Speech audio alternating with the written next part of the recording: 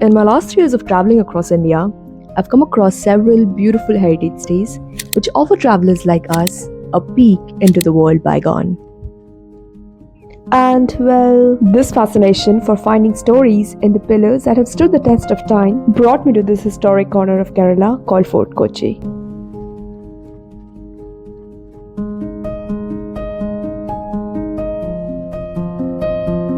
The Jewish connection with Kotte Kochi Kotte, the first department store of Kerala.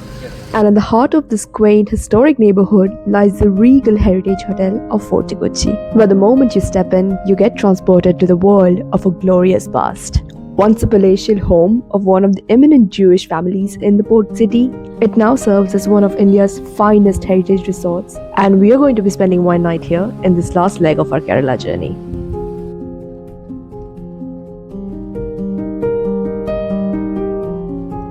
So come along as I take you to one of the world's oldest port cities, where every corner speaks of luxury, heritage, culture, and stories. 1524 Christmas Eve, because of malaria, Gama died in Kochi.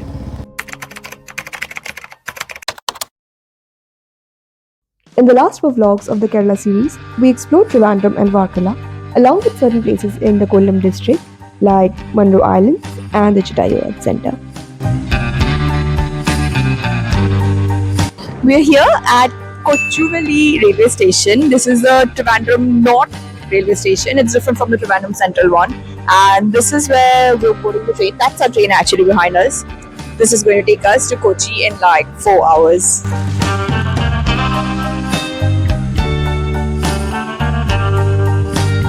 We booked the 3 AC. What? And I think it was around 570 or something. There's one train on this route in every like 1 to 2 hours, so you can get easily confirmed tickets even at the last moment like we did. Also, this train was till Ernakulam town and not Ernakulam junction, so we got confused a bit. Also, just an observation, the entire compartment was kind of empty throughout the journey, which was something new to me because I'm from the northern part of India where trains are like always bustling with people. So it turned out to be quite a relaxing journey in fact, and my dearest boyfriend here even fell asleep in the middle of the day. From Ernakulam town, Fort Kochi is around 15 kilometers if you go by the bridge route. So we booked an Uber and also got to see this iconic old harbour bridge whose center could be raised to let ships pass under it. Engineering marvels like this truly fascinate me, especially as somebody who studied mechanical engineering back in college. वैसे वो degree अभी कोई काम की आ नहीं रही है, which is a story for another day. But फिलहाल, let me take you to Fort Kochi.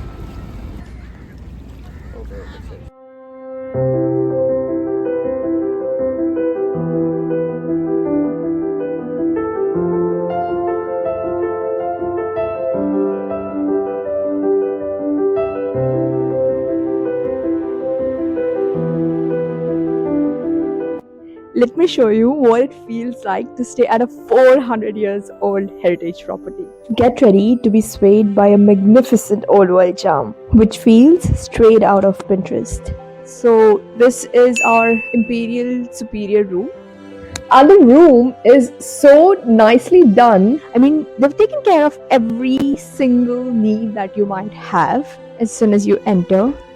There's this area. We've just kept our bags.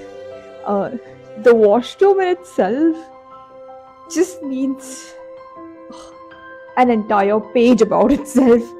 There's hair dryer, then they've even spread out a few rose petals. So nice, so thoughtful. There's a tissue box, there's towels here, and pretty much all your bath essentials, shower gel, shampoo, everything. It's so pretty, so beautiful, and of course, how can I forget? The bathtub.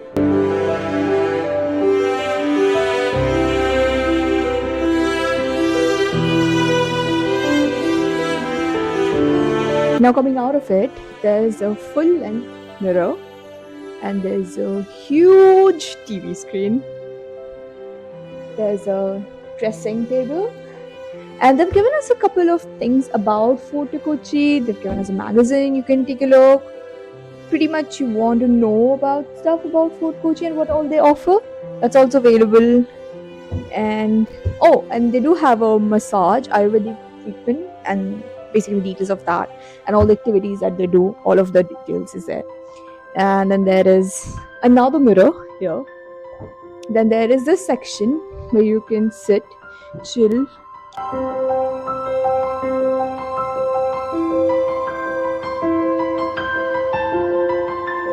This one opens up to the road basically, and it has a very regal feel to it, kind of like how palaces used to be.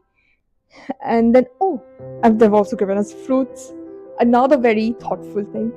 And there are a few nuts and cashews, and this is banana chips, Kerala special. The chairs are so lovely. It all adds to the truly royal feel, it just makes you want to, believe that you're in some period drama or something, back in the 18th or 19th century, and you're living your royal dreams. And oh, come here. So there is the tea coffee setup.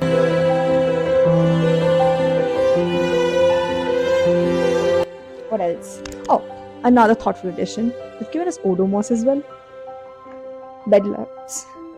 And the bed is so nicely done.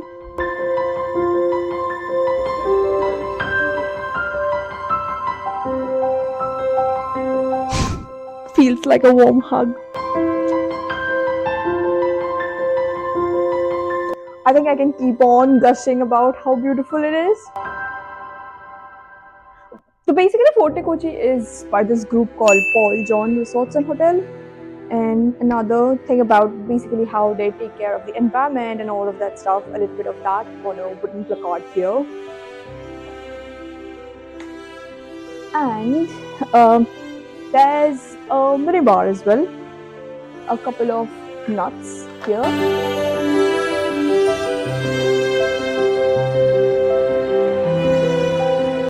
And it's actually stocked as well, so if you want, you can enjoy this as well.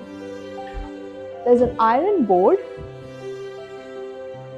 yeah, and an iron inside as well, and a safe and slippers.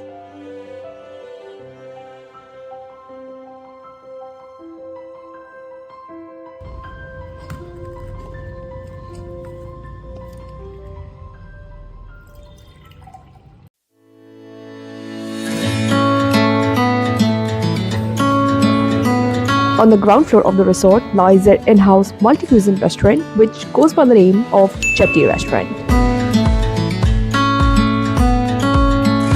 Just like the property itself, the restaurant also gave off a similar colonial vibe with its hanging lights, high ceilings, interesting paintings, and the overall vintage tone. And the best part is that it's accessible to visitors, so even if you don't get a chance to stay at the property itself, you can always come and enjoy a meal while you're here in Fort Kochi.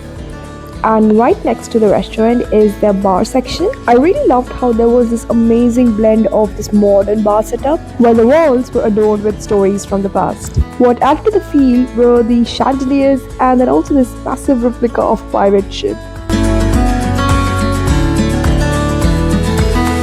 Back at the Chetty Restaurant, once you anchor, you can enjoy various cuisines from across the world. From local Kerala dishes to pan-European cuisines, we were literally spoiled for choices. We're here at the restaurant and ordered some really good food. One, we have ordered the seafood platter. There was squid, fishy, tiger prawns, and obviously the salted veggies along with it. And these are the two drinks. Pina colada, this one. And this is the steak giant. I really love the garnishing, and of course the taste wise the food is also really good. And the entire ambience is some music playing in the background, the lighting, the entire vibe is just so nice.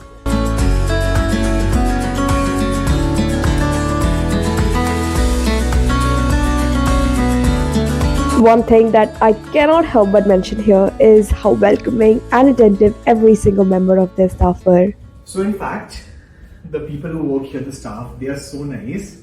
I had broken a glass accidentally while having lunch. The very first thing they asked me if I was okay or not. They asked me whether there was glass anywhere. They gave me hot water, they gave me band-aids, they gave me cotton. They were amazing people. After lunch, we decided to go about the property a little bit more and check out its different aesthetic corners. So there are 2 floors to the property, and on the top one there is this balcony slash courtyard area which is so beautiful. There was also this small open terrace area which was just perfect for some afternoon lounging. Every single corner just screamed old world charm. It was like I took a step back in time and I'm no longer in the 21st century. However, the most striking part of the property was a rather modern addition, which is obviously this enticing swimming pool which sat in the middle of the courtyard. And elevating the beauty of the place were these poolside tables and chairs, which meant that you could enjoy a meal by the pool, which I thought was rather romantic, don't you think? Oh, and did you guys notice this very interesting structure by the pool? They've basically built like a well, which was quite fitting of that whole old world charm thing. On the other side, there was this tiny section marked as a holy spring. It's 200 years old and was used by the former Jewish residents for a purification bath. Right next to it was situated the Ayurmana, their Ayurvedic center.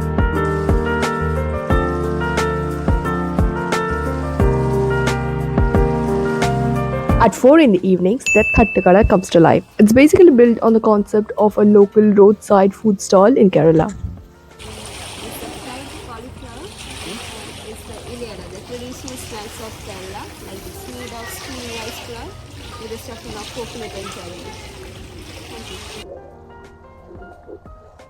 We're enjoying our evening high tea. So we have A glass of coffee. and some pakoras. This is a Kerala preparation. It's almost similar to what we have in Bengal. Pati shapta. How is it? Is it? Very similar. There's coconut, jaggery. What is this, Veena? Maida? Rice. Okay. Yeah, rice. The outer coating is of rice. Really nice.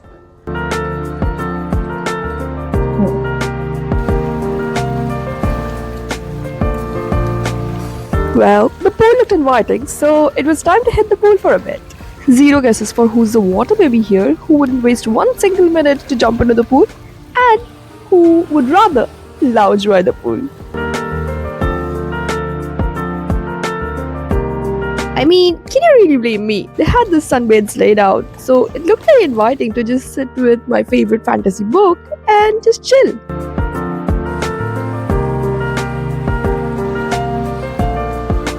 But then, after a lot of convincing on my boyfriend's part, and with these beautiful lights on making the pool look even more inviting, I decided to jump in.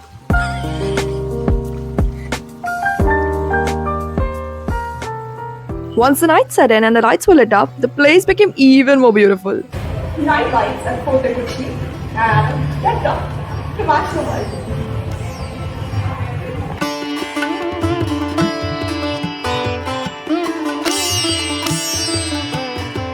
Every evening, Fort Kochi organizes some kind of cultural performance for their guests, which will give you a deeper insight into the traditional art and dance forms of Kerala and India. Like on this particular day, we got to enjoy a Kuchipudi performance.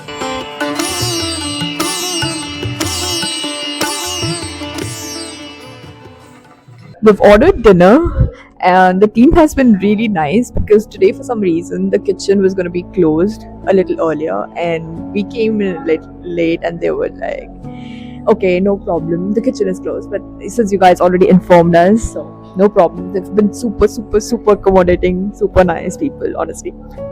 Here we have carbonara, spaghetti of course, because this is my all-time favorite. I'll eat it and then let you know how it is. And this is a white wine mojito, and he has ordered Cuban sandwich, It seems delicious. Is that good?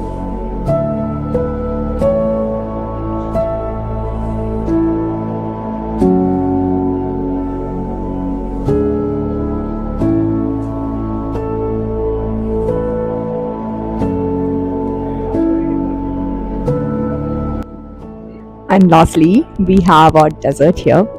So for dessert, we've ordered the good old brownie with ice cream, and there's a baked cheesecake with coconut ice cream. And I really love the way they have just garnished the entire thing. Looks very appetizing. Let's dig in. This is mine though. I love cheesecakes. Too good. After dinner, we hit the bed early because the next morning we had a 7 a.m. wake up call. A very good morning from Fort Cochin. You know that church is St. Francis Church is also called. How it is gifted to us? That is the major international.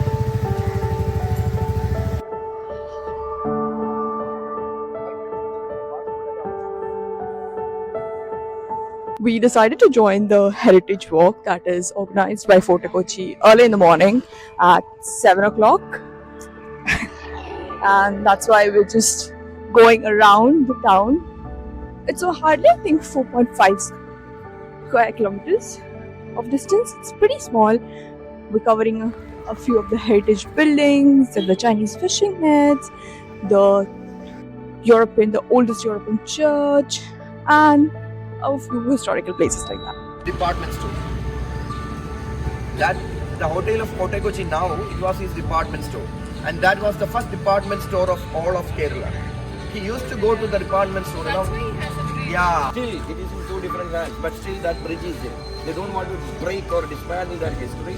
That's why still that bridge is there. Now, if I'm being completely honest, I'm not usually an early riser. But then there is something about waking up at the wee hours of the day and watching a city like this come to life. And speaking in photographic terms, the golden hour light of the morning is my absolute favorite.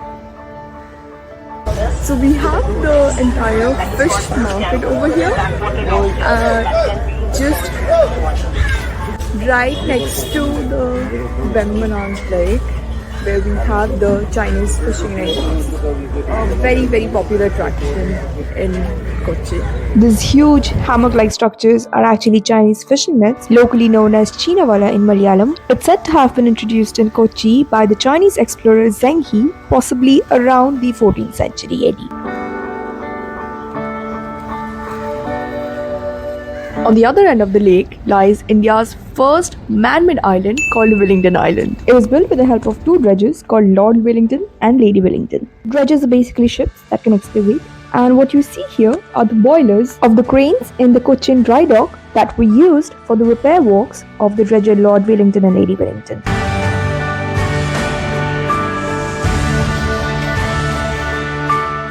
This is the only remaining part of the Fort Kochi, because practically there is no fort in Fort Kochi, because there were first the Portuguese and the Dutch, then the English. So by the time that happened, it was pretty much destroyed, and this is the only part that's remaining of Fort Kochi.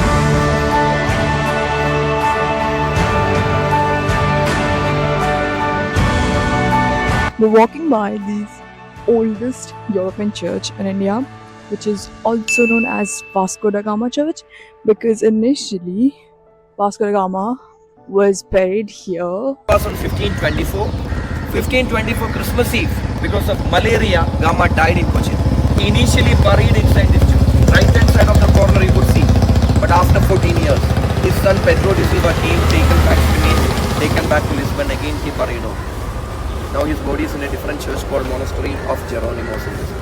Another predominant structure in this Fort Kochi neighborhood is this David Hall Art Gallery. It's over 300 years old and was said to have been the residence of a Dutch commander by the name Hendrik Adrian van Reed, who's known for his work as a herbalist. There's a famous piece of his work called Hortus Malabaricus, which is a compilation of the flora of the Malabar region.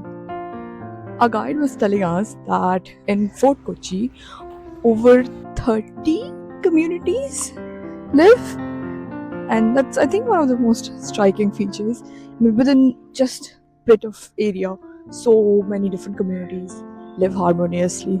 This is the house of Vasco da Gama. Although right now, obviously, it's a homestay. And we're back here.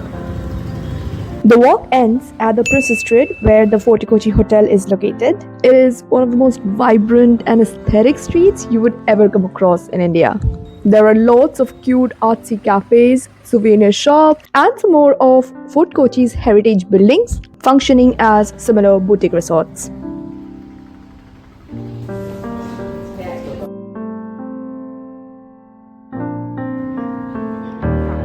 The breakfast spread here is humongous. We came back from our heritage walk and now we're just gonna have a breakfast.